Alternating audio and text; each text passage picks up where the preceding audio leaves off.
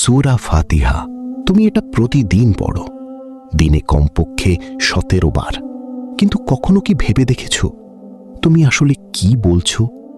এটা পুরো কোরআনের সারাংশ। বিসমিল্লাহির রহমানির রহিম।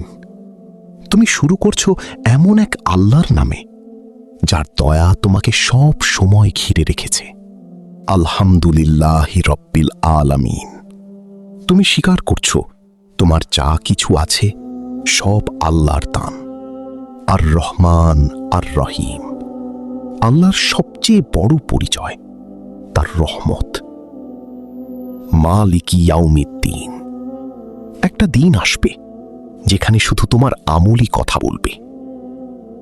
তারপর হঠাৎ এটা হয়ে যায় ব্যক্তিগত। ইয়াকা না'বুদু ওয়া ইয়াকা নাস্তাইন।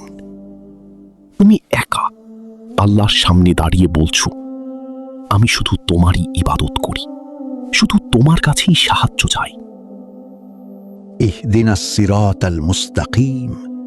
তুমি টাকা, সফলতা কিছুই চাওনি, তুমি চেয়েছ সঠিক পথ। সিরাতাল্লাযীনা আন'আমতা আলাইহিম। তুমি চাইছো সেই পথ যারা সফল হয়েছে আল্লাহর কাছে। আর শেষে তুমি নিজেকে বাঁচাতে চাও ভুল পথ থেকে। এটা শুধু একটা সূরা না, এটা তোমার আর আল্লাহর মাঝে প্রতিদিনের কথা। কিন্তু প্রশ্ন হলো, তুমি কি এটা অনুভব করে পড়ো?